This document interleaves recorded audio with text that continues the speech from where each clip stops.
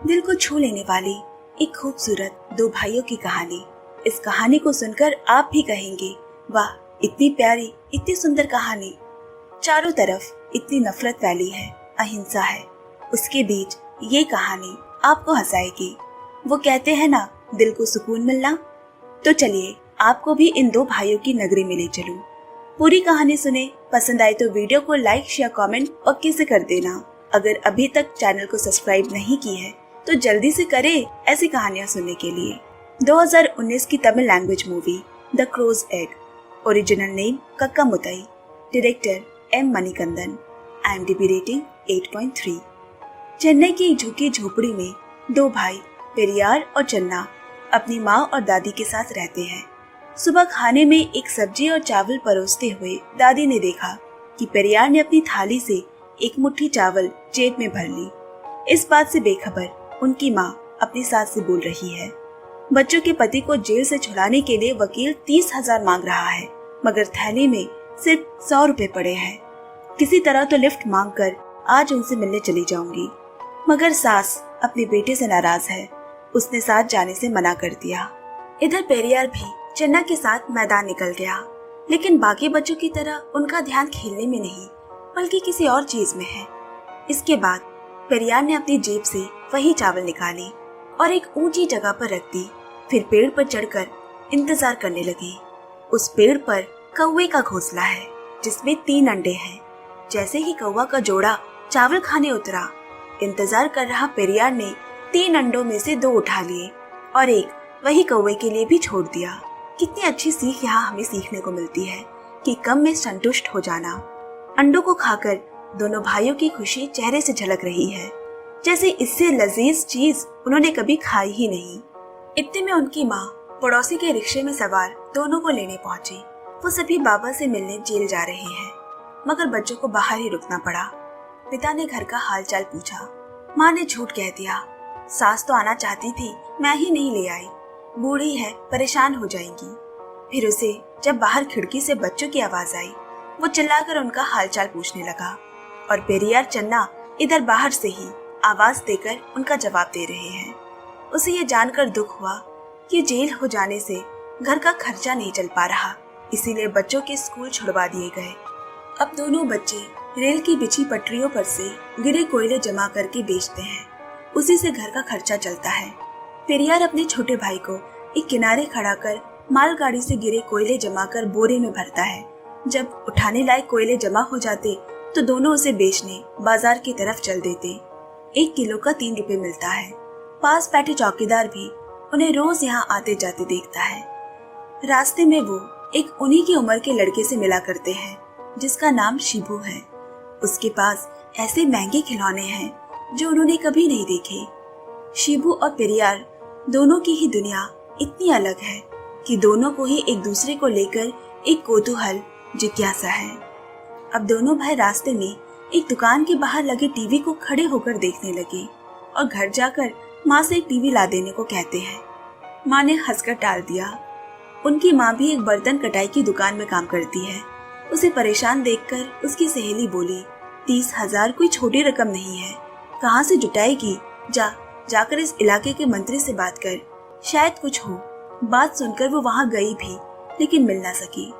अब यहाँ जिस मैदान में बच्चे खेला करते थे, जहाँ कौवे का घोंसला वाला पेड़ भी है, वो जमीन किसी बड़े आदमी ने मॉल बनाने के लिए खरीद ली है। अब पेरियार और चन्ना कभी कौवे के अंडे नहीं खा पाएंगे।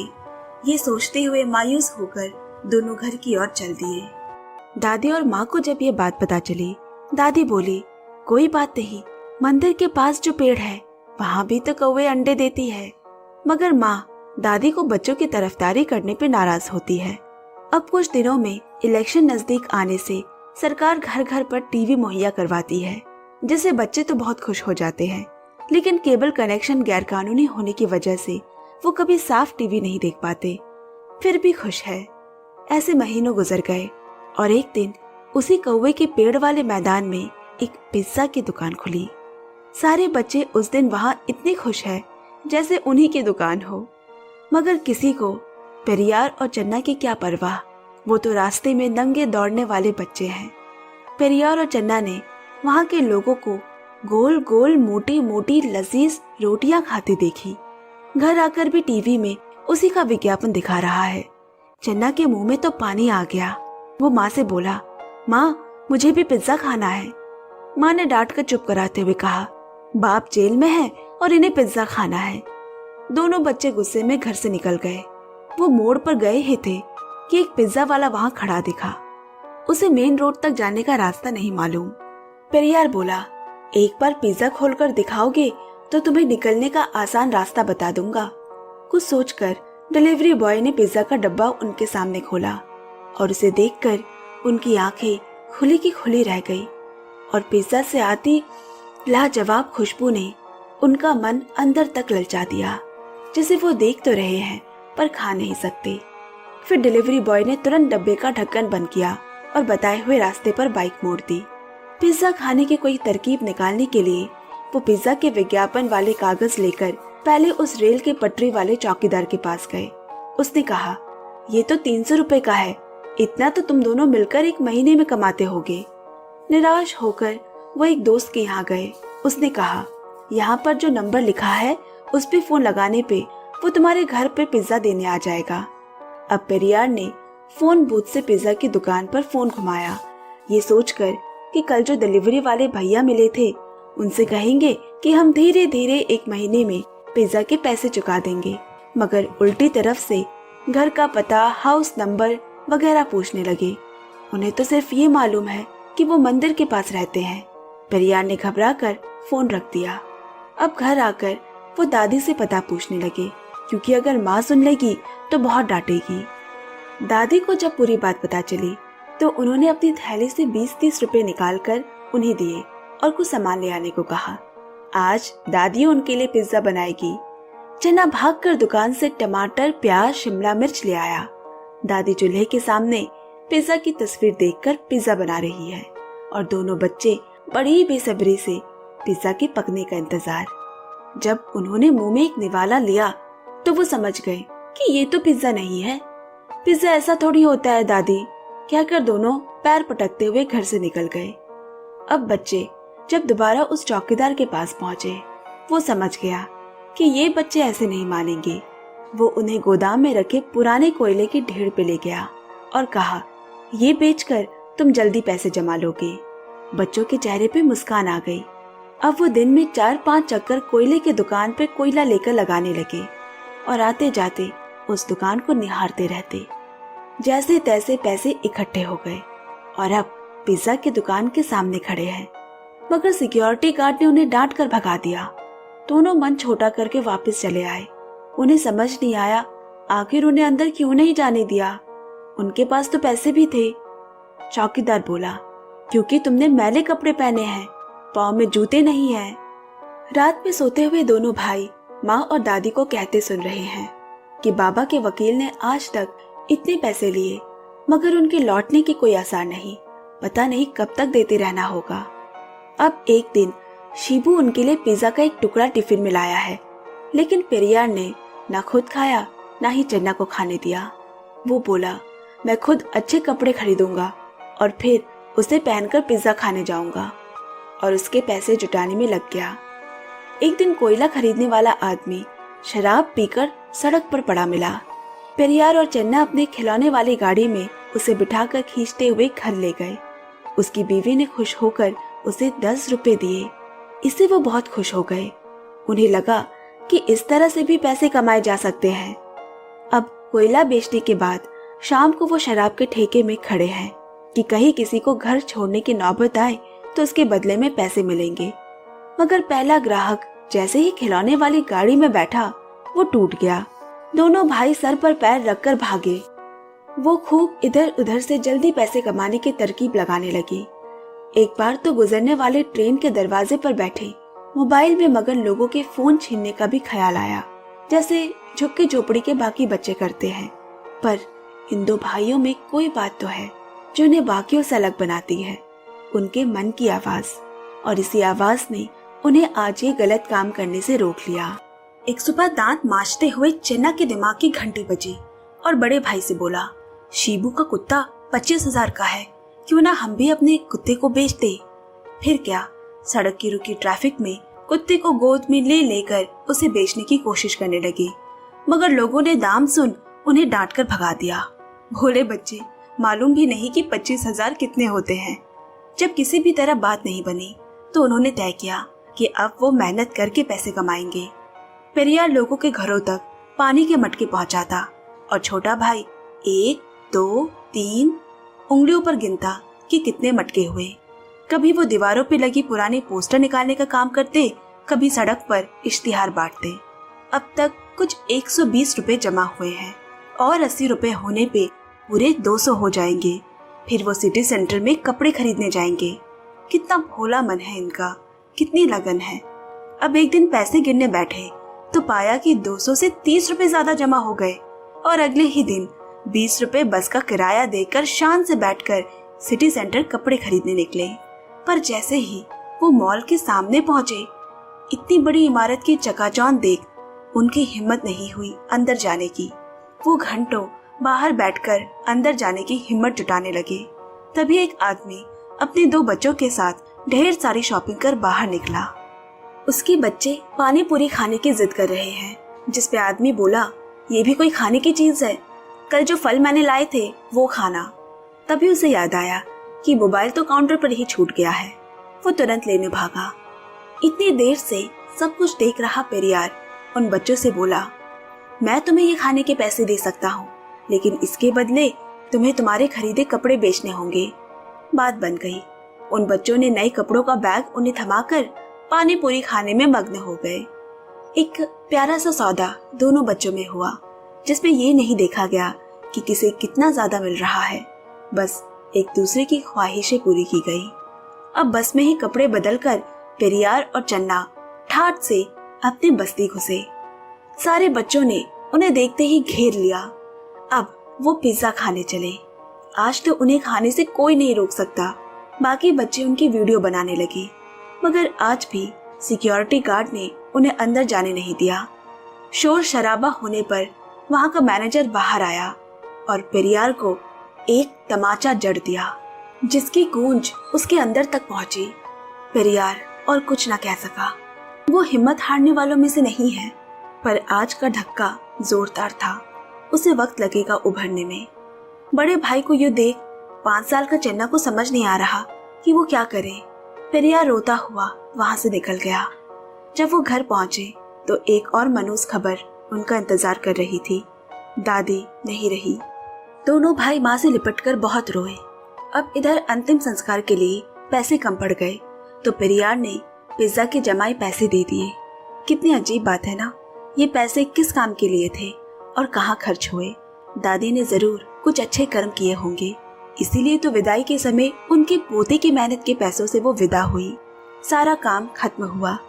अब वो एक कमरे के घर में 4 से 3 लोग हो गए। दादी भले ही बूढ़ी थी, पर एक बुजुर्ग का हाथ तो इस घर पर बना था। अगले दिन झोपड़ी के बच्चे उस वीडियो को देखकर मजा ले रहे हैं। इतने में वहीं रहने वाले रमेश और बाबू ने वो वीडियो देख ली। उनके हाथ में तो जैसे सोने की खदान लग गई। वो तुरंत पिज्जा दुकान के मालिक के पास गए और वीडियो दिखाकर बोला, आपके मैनेजर की वजह से आपकी बहुत बदनामी हो सकती है अगर हमने ये वीडियो न्यूज चैनल वालों को बेच दी। इसीलिए अच्छा होगा कि हम कुछ ले देकर बात यहीं निपटा ले। मालिक ने उन्हें बाद में आने को कहा और फिर मैनेजमेंट की मीटिंग बुलाई, जिसमें से एक वकील भी है। वो बोला, इन झुग्गी झोपड़ी वाले को मारना, वो भी हमारे पिज्जा शॉप के सामने, ये मानव अधिकार का उल्लंघन है।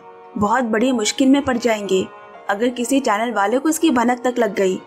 ये लोग छोटे मोटे गुंडे हैं, थोड़ा पैसा देकर बात रफा दफा करो, क्योंकि जितने बड़े लोगों को इसका पता चलेगा उतनी ही बड़ी रकम बात को दबाने के देने होंगे। अब रमेश को पिज्जा मालिक के वकील का फोन आया। रमेश ने सोचा 3-5 हजार मिल जाए तो भी वो वीडियो उन्हें दे देगा, मगर सामने से जब उसे 1 लाख देने की बात कही गई, थोड़ी देर के लिए तो उसे समझ नहीं आया कि क्या उसने ठीक सुना भी। लेकिन उसने सामने खड़े दोस्त बाबू को झूठ कहा कि बात 6 हजार में तय हुई है, 3 तेरा 3 मेरा। इसके बाद रमेश सच धज कर पैसे लेने पहुंचा और जैसे ही उसने वो वीडियो दी, सामने टीवी पर ताजा खबर आ रही है। उसी वीडियो पे ये देखकर रमेश के तो होश उड़ गए। लक्ष्मी आते ही हाथ से निकल गई। फोन करने पे दूसरी तरफ से बाबू बोला, अरे तूने तो 6,000 की बात तय की थी, यहाँ न्यूज चैनल वाले ने 7,000 में बात नक्की की है। आजा, आज की दारू पार्टी मेरी तरफ से। रमेश से पैसे तो वापस लिए ही, साथ उसे काफी मार भी पड़ी। यहाँ रायता इतना फैल चुका है कि पिज्जा के मैनेजमेंट के सर पर हाथ पड़ गया। खबर आग की तरह फैल रही है। 2 झुग्गी झोपड़ी के बच्चे मुनासिब पैसे लेकर पिज्जा खरीदने गए, लेकिन उन्हें थप्पड़ मार कर वहाँ से भगा दिया गया। आखिर क्यों? इस पिज्जा शॉप के शहर भर में कई दुकानें हैं। तभी वही डिलीवरी बॉय ने वो खबर देखी और उनके पास आकर उसने बताया कि वो उन बच्चों को जानता है। तुरंत मैनेजर के साथ उसे बच्चों को लाने के लिए भेजा गया। यहाँ अब तक उस इलाके के मंत्री के कान में भी ये बात पड़ चुकी है। झुग्गी झोपड़ी के लोग उसकी तो जरूर सुनेंगे। मालिक ने मंत्री को फोन लगाया। एक तरफ मंत्री उनसे कह रहा है कि वो पिज्जा वालों के साथ है, बस पैसों का इंतजाम करते। दूसरी तरफ झोपड़ी वालों से कह रहा है कि वो उनके साथ है और उन्हें आंदोलन के लिए प्रेरित कर रहा है। इधर आधी दुनिया को ये खबर पता चल चुकी है, लेकिन पेरिया, चन्ना या उसकी माँ को कुछ मालूम ही नहीं। घर पे टीवी खोलते ही जैसे ही बच्चों ने खुद को टीवी पर देखा, वो डर गए, ये सोचकर कि उनसे कोई बड़ी भूल हो गई है, तभी तो टीवी पर उनको दिखाया जा रहा है, और डर कर घर से भाग गए। रमेश और बाबू ने आकर उनकी माँ को पिज्जा स्पॉट के थप्पड़ वाली बात बताई। बच्चों को घर में न देख उन्हें ढूंढने को निकल पड़ी। यहाँ पिज्जा दुकान के मालिक ने पुलिस को भी उन बच्चों को लाने भेजा है। अब मंत्री ने उनकी माँ को बुलाकर कहा, मैं तुम्हारे पति और बच्चों के बारे में सब जानता हूँ, उनकी कोई गलती नहीं, तुम चिंता मत करो, मैं सब संभाल लूंगा और तुम्हारे पति को भी जेल से छुड़वा दूंगा। बस बच्चे जैसे ही घर लौटे उन्हें सीधा मेरे पास ले आना। सबको अपनी अपनी पड़ी है। सुबह से शाम हो आई, उन 2 भाइयों का कहीं कोई अता पता नहीं, ना जाने कहाँ डर कर छुप कर बैठे हैं। पूरी रात उनकी माँ चौखट पे बैठे उनका इंतजार करती रही। सुबह पुलिस उनकी माँ को लेकर बच्चों को ढूंढने निकली। बच्चे पुलिस देखकर भागने ही वाले थे कि माँ की आवाज सुन लौट आए। माँ ने उन्हें गले से लगा लिया। उसे बहुत दुख हुआ कि उनके बच्चे को दुनिया के सामने मार खाते हुए दिखाया जा रहा है। पुलिस सबको लेकर पिज्जा की दुकान पहुंची। वहाँ पूरी मीडिया खड़ी है। दुकान का मालिक खुद उन्हें अंदर लेकर गया और बताया कि उस मैनेजर को नौकरी से निकाल दिया गया है क्योंकि उसने एक गरीब बच्चे का अपमान किया है। उसने सबके सामने माफी मांगी। ये सब साफ है, मालिक अपने दुकान के बदनामी को होने से रोकने के लिए कर रहा है। अब यहाँ जब बच्चों के सामने पिज्जा लगाया गया, उनकी खुशी की सीमा नहीं रही। माँ और बाकी बच्चे उन्हें बाहर कांच के उस पार से देखकर खुश हो रहे हैं। पर ये क्या, पिज्जा का पहला निवाला मुंह में लेते ही उन्हें उसका स्वाद अच्छा नहीं लगा और बोल पड़े, इससे अच्छा तो दादी का डोसा वाला पिज्जा था। पिज्जा को वही छोड़ दोनों भाई मुस्कुराते हुए वहां से बाहर चले गए और कहानी यहीं खत्म हो जाती है। अक्सर बड़े होने की होड़ में हम अपना बचपना गवा देते हैं। ना दिल खोलकर हंसते हैं, ना आसमान से ऊंचे सपने देखते हैं, ना अड़ जाते हैं किसी चीज के पीछे। तब डर नहीं लगता था। दुनिया में बड़े होते होते हमने डरना सीख लिया। कहीं हार जाने का डर कि लोग क्या कहेंगे, कहीं गिर पड़ने का डर कि लोग हंसेंगे। इसीलिए तो कहती हूँ, बच्चा बने रहना हर किसी बड़े की बस की बात नहीं। अब विदाई लेती हूँ, नई कहानी सुनाने फिर आऊंगी। तब तक इस वीडियो को ढेर सारा प्यार देते रहिएगा। Bye bye, love you and take care.